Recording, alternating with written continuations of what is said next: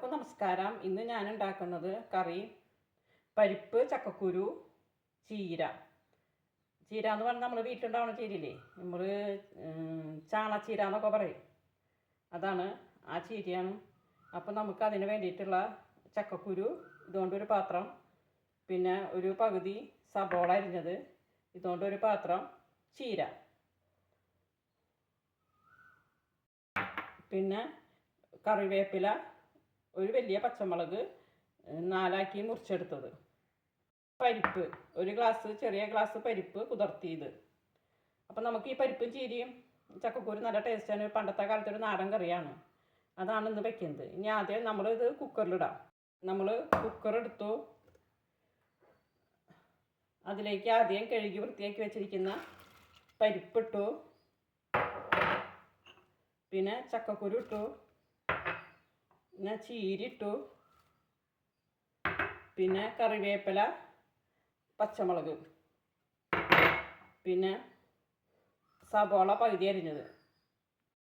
പൊടികളിടാം. ആവശ്യത്തിന് ഉപ്പ്, മഞ്ഞൾപ്പൊടി, മുളകും പൊടി, പിന്നെ ആവശ്യത്തിന് വെള്ളം ഒഴിച്ച് കൊടുക്കാം.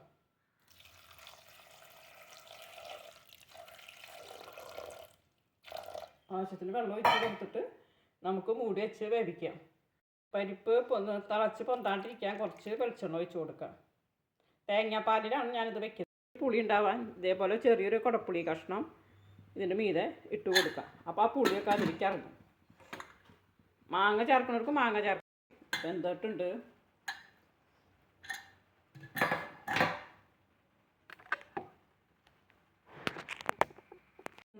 ഇനി നമുക്ക് അതിലേക്ക് നാളികേരപ്പാൽ ചേർക്കാം. പരിപ്പും ചക്കക്കുരും ചീരയും നന്നായി വെന്ത് വന്നിട്ടുണ്ട്. ഇനി നമുക്ക് ഒരു വലിയ മുറി നാളികേരത്തിൻ്റെ പാലാണ് ചേർക്കുന്നത്.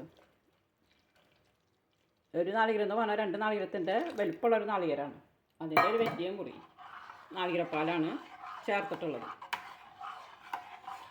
ഇത് നല്ല ടേസ്റ്റാണ്. പഴയ കാല കറിയാണ്. പരിപ്പും ചക്കക്കുരും ചീരയും, അതും വീട്ടുണ്ടായ നമ്മൾ ചാണച്ചീര എന്നൊക്കെ പറയും, ആ ചീരയാണ്.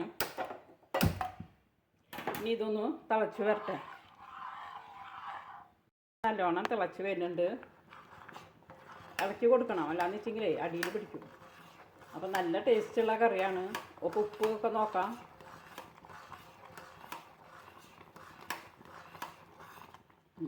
നന്നായി തേങ്ങാപ്പാൽ ഒഴിച്ചിട്ട് ഒന്ന് തിളയ്ക്കണം. അല്ലാന്ന് വെച്ചെങ്കിലേ എന്താണെന്ന് വെച്ച് കഴിഞ്ഞാൽ തേങ്ങാപ്പാലല്ലേ, ചൂടുകാലല്ലേ, അപ്പോൾ കൂട്ടാൻ പളിക്കും.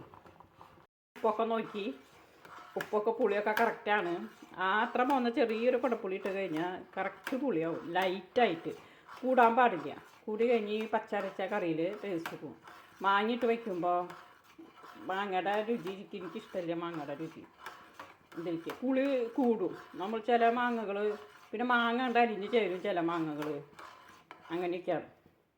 ഇനി നമുക്കിത് കടുക് താളിച്ച് വയ്ക്കാം.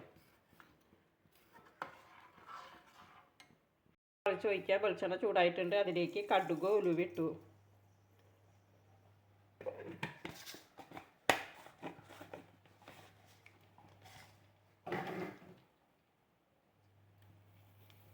കടുക് ഉലുവൊക്കെ പൊട്ടി വരുന്നുണ്ട്.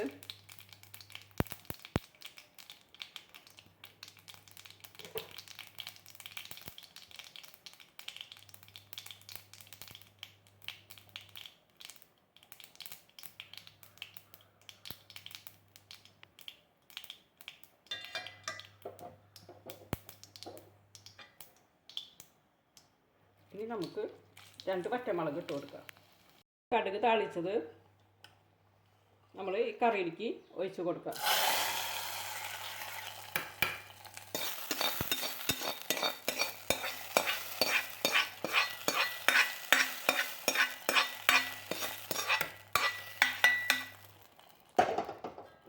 അങ്ങനെ നമ്മളെ പരിപ്പും ചീരയും ചക്കക്കുരും കൂടിയുള്ള കറി റെഡി ആയിട്ടുണ്ട്.